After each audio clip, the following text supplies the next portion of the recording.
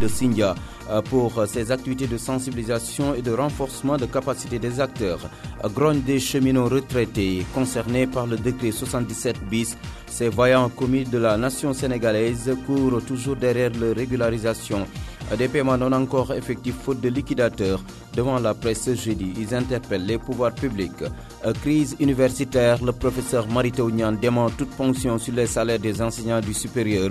Le ministre de l'Enseignement supérieur et de la Recherche s'est prononcé ce jeudi en marge du CRD spécial de lancement des travaux de l'ISEP prévus lundi prochain. Des travaux qui auront coûté à l'État du Sénégal grâce à un financement de la Banque mondiale 7 milliards de francs CFA. C'est le Premier ministre Mohamed Boun Abdallah Dionne qui va procéder au lancement de ces travaux lundi prochain sur le site de Diassap. Rappelons que le professeur Mary Teuw Niane est l'invité du 10h. Pape Medounia est de l'autre côté de la baie vitrée. Tout de suite le développement.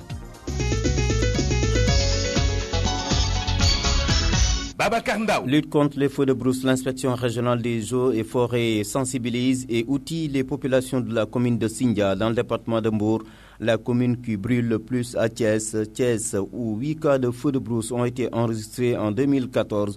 L'inspection régionale des eaux et forêts invite les populations à plus de collaboration pour mettre la main sur les fautifs. Une rencontre s'est tenue sur la question à Sindia, d'où j'appelle Pierre Claverpoy. En 2013-2014, 26 cas de feux de brousse sur une superficie de 300 hectares ont été enregistrés dans la région de Thiès. En 2014-2015, 8 cas de feux de brousse sur une superficie de 45 hectares. Le département de Mbour, particulièrement la commune de Sindia, brûle le plus, d'où le choix porté sur cette commune pour abriter cette journée de sensibilisation et de formation afin d'outiller les populations pour faire face à ce fléau. Commandant Biram Djan est inspecteur régional des eaux et forêts de Thiès. Parce qu'on a constaté que durant toutes ces années, c'est le département qui brûle le plus et c'est la commune qui brûle aussi le plus. Donc là, on s'est dit qu'il faudrait mettre un focus sur cette zone, mieux sensibiliser les populations et les outiller, les accompagner pour réussir donc la campagne de lutte contre les feux de brousse. Difficile d'identifier les acteurs de ces feux de brousse. C'est pour cette raison que le commandant Djan demande plus de collaboration de la part des populations. Nous cherchons à identifier ces fauteurs, ces auteurs, ces fauteurs, mais c'est difficile et c'est pour cela qu'on appelle les populations à une meilleure collaboration pour qu'on puisse donc identifier ces fauteurs qui seront tout le temps toujours sanctionnés. Dans le cadre de ce programme conjoint entre l'inspection régionale des eaux et forêts et l'aéroport international Blaise Diagne, un important lot de matériel composé de brouettes, de pelles, de bottes, de bas-de-feu, entre autres, a été mis à la disposition des populations. Pierre Claverpoy, Mbour Sud FM. Merci à vous, Pierre Claverpoy, notre correspondant permanent dans le département de Mbour. Grogne des cheminots retraités non régularisés au 77 bis, plus de 200 pères de famille en détresse, faute de liquidateurs pour évaluer leur dû devant la presse ce jeudi. Ils ont à nouveau interpellé le chef de l'État, Moustapha Khan, leur porte-parole. Aujourd'hui, ceux qui ont rempli les conditions, ça devrait être intégré automatiquement. Les dossiers sont constitués, déposés aux mains du gouvernement et nous avons eu promesse ferme que, effectivement, on allait être réglé, rentrer dans nos droits lors du dernier conseil interministériel décentralisé tenu à Thiès. Donc c'est ça, effectivement, qui motive. Donc aujourd'hui, par notre patience et l'insouciance de ceux qui sont chargés du dossier, ça traîne en longueur et par la force de l'âge, certains sont frappés par des maladies et d'autres sont déjà morts. Combien sont concernés par ce dossier et où se situent selon vous les blocages? Les blocages, en fait, comme peut-être toute revendication dans ce pays, on ne comprend pas parce qu'il y a eu un conseil interministériel où le président Macky Sall a demandé, et ça est dans toute la presse, notamment Le Soleil de l'époque, pour dire qu'il avait nommé un liquidateur pour se charger de vider tous les contentieux, de faire l'état des lieux des anciennes sociétés et de calculer tous les droits des travailleurs pour être effectivement désintéressés. Ça a été dit. Par la suite, lors de son conseil interministériel décentralisé, il a avancé en disant avant cette tenue, il souhaiterait que effectivement certains problèmes soient réglés.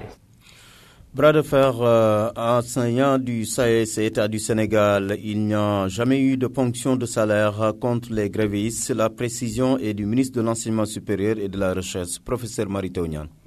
Il n'y a pas de salaire ponctionné. Oui, il n'y en a pas. Je l'ai dit il y a 3 jours, tous les enseignants, personnels enseignants, ont reçu ou recevront leur salaire en intégralité. Il n'y aura aucune ponction. Mary Teuw Niane, donc, qui fait cette précision, nous le recevons en fin d'édition. Il est l'invité du 10h. Justement, il a fait cette déclaration hier en marge du CRD spécial qui prépare la pose de la première pierre des travaux du premier ISEP, Institut supérieur d'enseignement professionnel de Thiès, qui va coûter 7 milliards de francs CFA à l'État du Sénégal grâce à un financement de la Banque mondiale. La durée des travaux est de 2 ans. Mohamed Fadel Niang est le directeur de l'ISEP Thiès.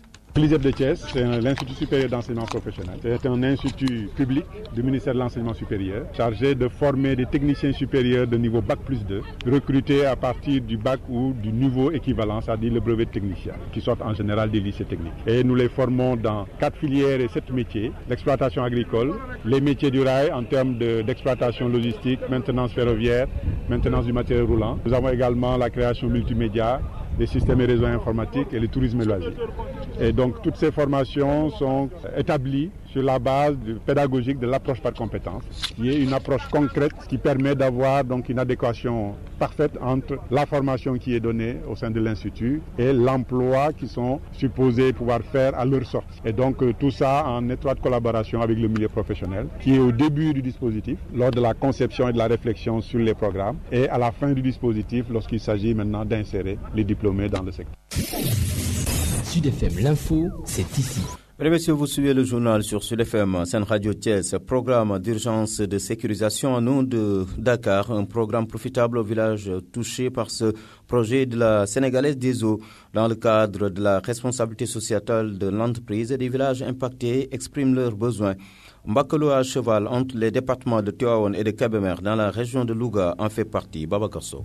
Le programme d'urgence de sécurisation en eau de Dakar, initié par la SDE en mission à Tivaouane, va impacter sur les populations des villages touchés par ce projet. Un projet qui, dans le cadre de la RSE, responsabilité sociétale de l'entreprise, va profiter aux populations de Mbakalo pour le maraîchage. Mbakalo, un village à cheval entre les départements de Tivaouane et Louga, qui exprime ici ses besoins. Ibrelo, cultivateur à Mbakalo. Nous attendons de ce programme notre alimentation en eau, ce qui nous sera également d'une grande utilité pour le maraîchage, qui nous permettra d'entretenir nos familles, mais d'assurer nos besoins. L'approvisionnement en eau est un de nos réels problèmes ici à Mbakalo. Mbakalo, un village qui abrite l'un des plus grands ouvrages du programme de sécurisation en eau de Dakar et qui en retour doit en bénéficier dans le cadre de la RSE. Ndiaye Diop, directeur de la communication et de la coopération internationale de la SDE. Un ouvrage comme ça, implanté dans le village de Mbakalo, on ne peut pas penser à l'impact dont doivent bénéficier les populations pour voir dans quelle mesure on pourrait aider les jeunes et les femmes qui sont ici à avoir des activités de maraîchage. Et dans le cadre de la responsabilité sociale d'entreprise de la SDE. Mbakalo, qui a aussi exprimé ses besoins en électrification rurale à l'occasion de cette visite de chantier. Tivaouane, Babacar Sow pour Sud FM. Babacar Sow, retenez la visite ce matin du ministre de la Formation professionnelle, de l'artisanat et de l'apprentissage, Mamadou Talla, attendu d'un moment à l'autre à la Chambre des métiers de Thiès. Il vient procéder à la remise officielle des équipements aux maîtres d'apprentissage. C'est dans le cadre du renforcement, de la formation des bénéficiaires du projet PADIA. Nous y reviendrons. Autonomisation des femmes. La fédération Ande Sokholi Djobas à l'assaut des préoccupations des femmes du Djobas. Une tournée d'imprégnation a été bouclée hier par une rencontre de restitution tenue dans la salle de délibération de l'hôtel de ville de Noto Djobas. Marivon Nying, secrétaire générale de la fédération Ande Sokholi Djobas et présidente de la commission femmes et développement au conseil municipal de Noto.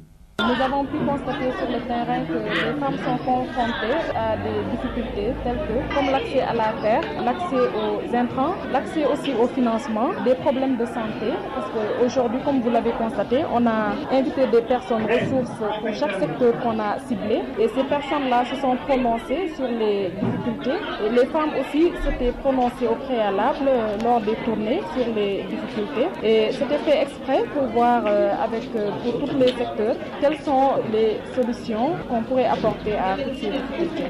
Il y a des esquisses de solutions parce qu'aujourd'hui nous avons eu le groupe Kairos qui a assisté aux travaux et qui a pris l'engagement de revitaliser ce qu'on appelle les tolu mbotay, c'est-à-dire les champs communautaires. Donc dans un court délai, nous aurons ce groupe-là sur le terrain avec les femmes du Djobas pour revitaliser les champs communautaires. La conseillère municipale Marivonne Nying, elle est la présidente de la commission femmes et développement au conseil municipal de Noto Diobass dirigé par le ministre du Commerce Alioune Sarr. L'administration entend accompagner les femmes du Diobass, l'assurance et du sous-préfet de Noto, Madame Oumou Diamanka. Je félicite la présidente et le SG de cette fédération pour l'initiative de faire un atelier de restitution des différentes tournées qu'elles ont eu à faire dans différentes localités de Diobass. Vraiment leur présenter leur projet qui est dénommé La femme du Diobass parle. Donc ça prend en charge les différentes questions prioritaires au niveau de plusieurs secteurs dans la commune de Noto, notamment la santé, l'éducation, l'agriculture, l'élevage et les microfinances. Elles ont eu la chance aussi d'avoir des partenaires qui ont répondu favorablement à leur appel, car elles sont là pour travailler pour le bien-être des populations, surtout pour des questions essentielles que j'ai listées tout à l'heure. C'est pourquoi moi, je suis venue personnellement présider cet atelier, parce que le développement de mon arrondissement me tient à cœur. Et si je vois des dames qui ont d'aussi belles initiatives, je leur marque ma disponibilité.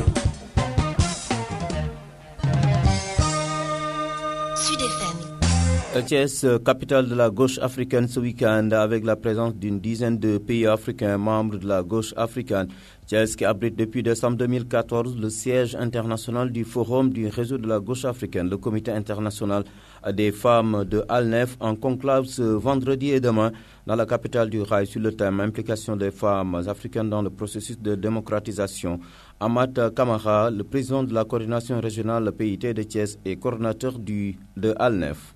C'est une première et le comité sera là. Nous attendons les premières arrivées déjà et le comité va se réunir, organiser un travail de réflexion et de production avec des femmes sénégalaises qui se sont distinguées par leur engagement dans le processus démocratique sénégalais. Il y a moins d'obstacles même. Il s'est passé beaucoup de temps et certainement les différents acteurs de cette gauche-là ont compris qu'on ne peut plus continuer comme ça se faisait avant, que maintenant il y a de nouvelles générations qui ne revendiquent pas ce passé parce que ce passé n'est pas totalement, disons, positif. Donc, ils ont compris que maintenant, il faut bâtir la gauche sur d'autres bases, sur d'autres principes pour un avenir meilleur pour notre pays et pour notre peuple. Évidemment, les générations actuelles dans nos partis respectifs ne revendiquent pas ce passé-là, où il y a eu des déchirements, il y a eu des choses regrettables, douloureuses même, qui se sont passées entre les camarades d'un même parti, d'une même orientation politique, d'une même obédience idéologique. Ces choses-là doivent être derrière nous. Si nous regardons dans le rétroviseur, c'est pour en tirer les enseignements et remettre la gauche sur pied, sur de nouvelles bases et dans de nouvelles conditions.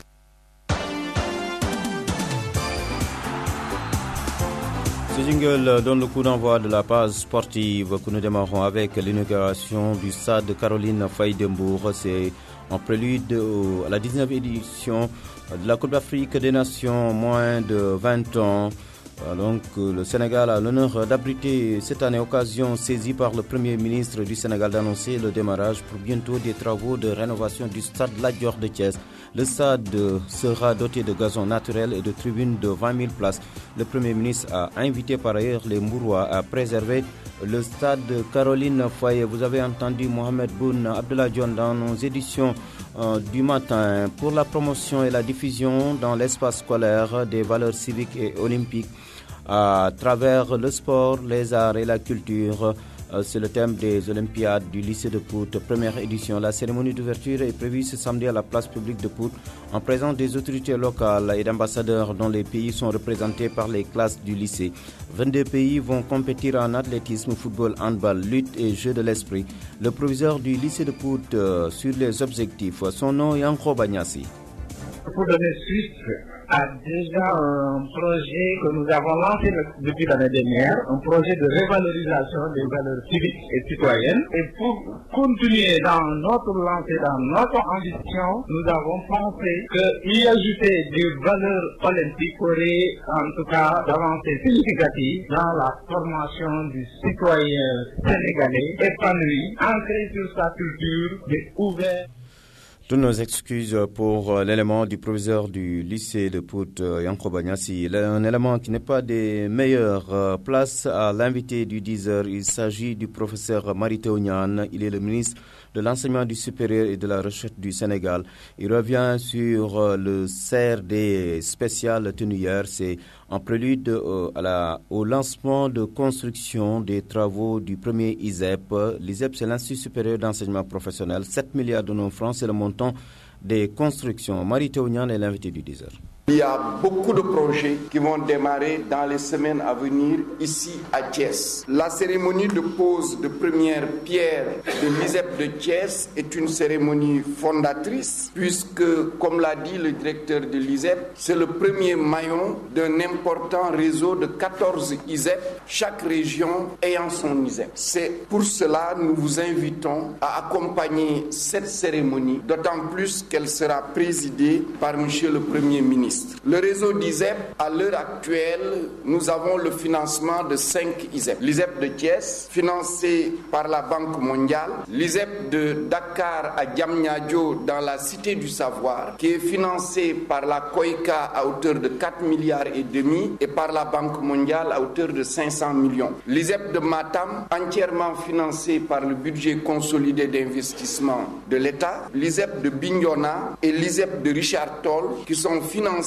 par l'Agence française de développement à hauteur de 6 milliards et demi pour chaque ISEP. Nous sommes en train de travailler pour le financement des 9 autres ISEP que nous espérons pouvoir boucler avant la fin de cette année. Le directeur de l'ISEP est revenu, comme monsieur le gouverneur, comme monsieur le maire, sur la spécificité des ISEP. Formation Bac+2, formation professionnelle, mais avec une modalité pédagogique innovante pour l'enseignement supérieur, à savoir la conjugaison études et entreprises qui facilite l'insertion. Et l'exemple de la première promotion de l'ISEP est là pour prouver que ce choix est un choix gagnant au niveau de la formation, puisque déjà beaucoup de diplômés ont pu s'insérer. Alors Thiès occupe une place particulière dans la carte universitaire du Sénégal. À Thiès déjà existent plusieurs maillons du système d'enseignement supérieur. L'université de Thiès, l'école polytechnique de Thiès, l'ISEP de Thiès, l'enseignement supérieur privé y est fortement représenté, l'université virtuelle du Sénégal, mais en citant l'université de Thiès, je ne peux pas manquer de souligner que dans l'université de Thiès se trouve l'ENSA, qui est sans doute la première structure d'enseignement supérieur au niveau de cette région. Alors beaucoup de nouvelles structures vont démarrer cette année à Thiès. L'ISEP évidemment de Thiès, mais nous sommes en train déjà de terminer un certain nombre d'infrastructures. Au sein de l'université de Thiès, le bâtiment de l'IST, Institut Sciences de la Terre, dont les constructions avaient démarré depuis 2006, les constructions ont repris et nous espérons qu'il va être achevé bientôt. L'hôtel du Rail est quasiment terminé et va être livré dans les jours prochains. Le palais du Congrès, les travaux sont en cours, de même que l'auberge des jeunes. À l'ISEP